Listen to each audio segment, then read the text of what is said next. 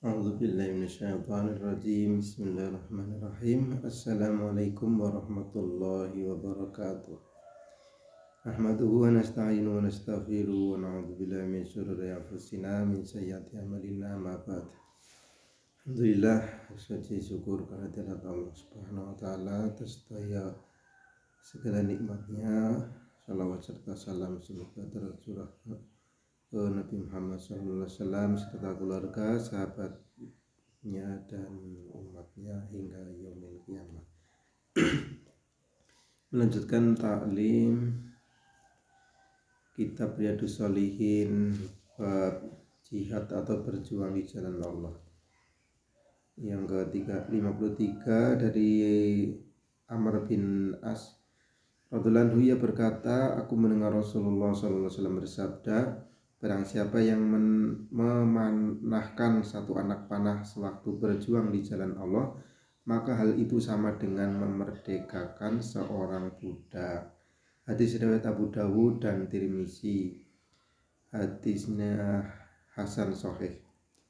54 dari Yahya Huraim bin Fatik radhiyallahu anhu, ia berkata, Rasulullah SAW bersabda, barang siapa yang menafkahkan sesuatu untuk keperluan berjuang di jalan Allah, maka dicatatkan baginya 700 kali lipat. Hadis riwayat Tirmizi.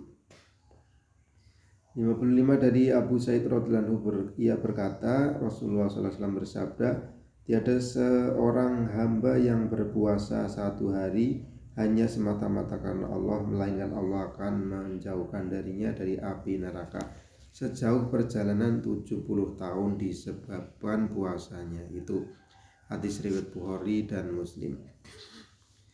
56 dari Abu Umamah radhiyallahu anhu, dari Nabi SAW, beliau bersabda, barang siapa yang berpuasa sehari semata-mata karena Allah, maka Allah akan menjadikan antara dirinya dan api neraka suatu selokan sejauh langit dan bumi. Hadis riwayat Tirmizi. 57 dari Abu Hurairah radhiyallahu anhu, ia berkata, Rasulullah SAW bersabda, barang siapa mati tanpa pernah berperang dan tidak pernah terlintas dalam hatinya untuk jihad atau berjuang di jalan Allah, maka ia sama saja dengan mati pada salah satu sifat kemunafikan. Hadis riwayat Muslim. 58 dari Jabir radhiyallahu anhu, ia berkata, ketika kami bersama Nabi SAW dalam suatu peperangan, beliau bersabda, sesungguhnya di Madinah ada beberapa orang yang apabila kalian berjalan atau menyeberang lembah, mereka selalu bersama kamu, hanya saja mereka terhalang oleh satu penyakit. Di dalam riwayat lain dikatakan mereka bersekutu dengan kamu dalam pahala. Hadis riwayat Bukhari dan Anas. Dari riwayat Muslim dari Jabir radhiyallahu anhu. 59 dari Abu Musa radhiyallahu anhu, bahwasanya seorang Arab Badui datang kepada Nabi SAW lalu berkata, wahai Rasulullah, ada seorang laki-laki berperang demi harta rampasan, ada yang berperang agar disebut-sebut, dan ada pula yang berperang supaya terlihat kedudukannya. Dalam riwayat lain dikatakan berperang karena keberanian dan berperang lantaran kesombongan. Dalam riwayat lain dikatakan berperang karena marah. Maka siapa yang bisa dikatakan berjuang di jalan Allah? Rasulullah SAW bersabda, barang siapa berperang untuk meninggikan kalimat Allah, maka dialah yang berjuang di jalan Allah. Hadis riwayat Bukhari dan Muslim. 60 dari Abdullah bin Amr bin As radhiyallahu anhu, ia berkata, Rasulullah SAW bersabda, barang siapa maju berperang kemudian ia mendapatkan barang rampasan dan selamat, berarti ia sudah mendapatkan 2/3 dari pahalanya. Dan barang siapa yang maju berperang kemudian tergeser dan terbunuh, maka sempurnalah pahalanya. Hadis riwayat Muslim. Dari Abu Mamah radhiyallahu anhu, bahwasanya ada seseorang berkata, wahai Rasulullah, izinkan aku untuk merantau.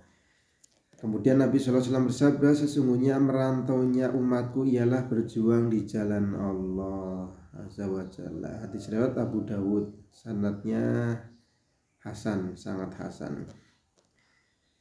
62 dari Abdullah bin Amr bin As radhiyallahu anhu dari Nabi sallallahu alaihi wasallam, beliau bersabda, kembali dari perang itu pahalanya seperti berperang. Hadis riwayat Abu Dawud.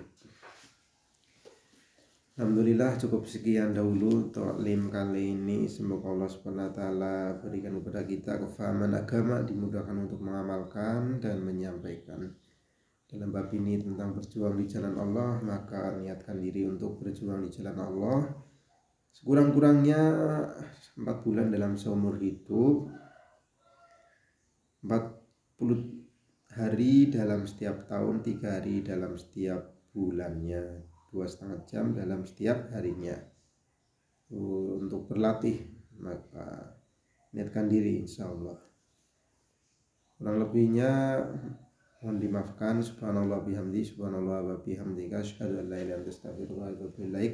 Wabillahi taufiq wal hidayah. Wassalamualaikum warahmatullahi wabarakatuh.